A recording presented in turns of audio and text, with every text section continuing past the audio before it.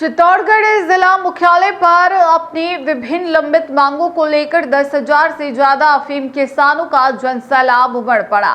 किसानों ने विशाल पैदल मार्च निकालते हुए कलेक्ट्रेट का घेराव किया और सरकार के खिलाफ जमकर नारेबाजी की। प्रदर्शन के चलते शहर की यातायात व्यवस्था भी प्रभावित रही। किसानों ने चेतावनी दी कि यदि उनकी मांगों पर जल्द सकारात्मक निर्णय नहीं लिया गया तो आंदोलन को और उग्र किया जाएगा। जिले के अलग अलग क्षेत्रों से बड़ी संख्या में अफीम किसान सोमवार को चित्तौड़गढ़ जिला मुख्यालय पहुंचे। सभी किसान अपने पहले कॉलेज ग्राउंड में एकत्र हुए, जहां एक संक्षिप्त सभा आयोजित की गई। सभा के बाद किसानों ने हाथों में तख्तियां और बैनर लेकर अपने मांगों के समर्थन में विशाल पैदल मार्च निकाला। शहर के प्रमुख मार्गों से गुजरते हुए किसान कलेक्ट्रेट चौराहे पहुंचे, जहां उन्होंने कलेक्ट्रेट का घेराव कर जोरदार प्रदर्शन और नारेबाजी की।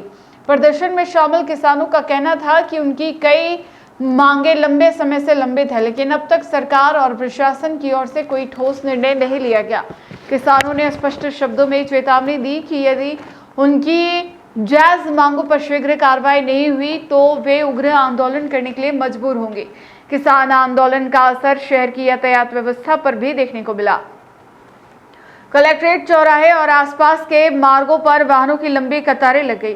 हालात को देखते हुए पुलिस प्रशासन ने भारी पुलिस बल तैनात किया और आमजन को असुविधा से बचाने के लिए कई मार्गों पर यातायात डाइवर्ट करना पड़ा।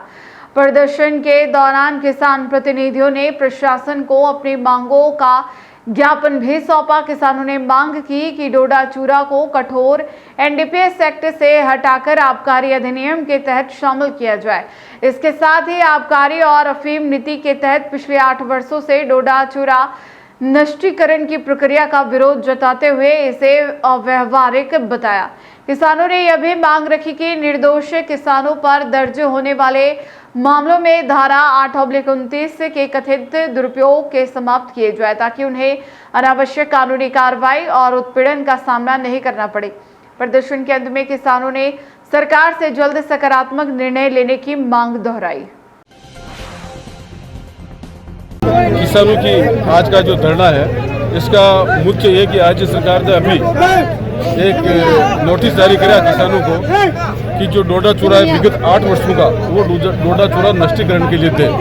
लेकिन 8 वर्षों का डोडा चूरा किसानों के पास में कहाँ से आएगा जब हर वर्ष किसान नष्टीकरण कर देता है। और ऐसा है भी है कि हर वर्ष नष्टीकरण, जब गहलोत सरकार आई उससे पहले जब डोडा चूरा का तुला के एसडीएम और डीवाईएसपी और इनकी एक कमेटी नष्टीकरण करती थी। गहलोत सरकार ने उसको किसानों को अधिकार दे दिया कि किसान स्वयं नष्टीकरण कर सके।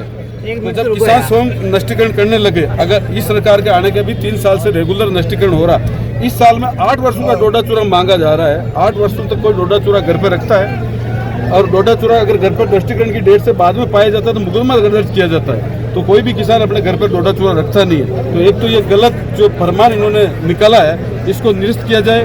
दूसरा है कि जो डोडा चूरा जो 8 का डोडा चूरा को एनडीपीएस एक्ट में लिया गया है। एनडीपीएस एक्ट में डोडा चूरा होता ही नहीं है। इसका जो मार्जिन है, जो इसका डोडा चूरा का जो रेशो निकाला गया, उसको 0.3% मात्र अफीम पाई जाती है। अगर 0.3% से एनडीपीएस एक्ट बनता भी नहीं है तो फिर डोडा चूरा को एनडीपीएस एक्ट में रखा क्यों गया?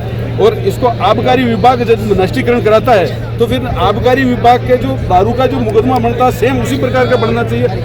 एनडीपीएस एक्ट का मुकदमा क्यों बनता है? आबकारी में बनना चाहिए, जब इसका नष्टीकरण ही आबकारी करा रहा। आज नोटिस आबकारी जारी करा, तो ये दोहरी नीति किसानों पर लागू क्यों? एक तरफ आप कहते हो आबकारी, एक तरफ कहते हो एनडीपीएस एक्ट।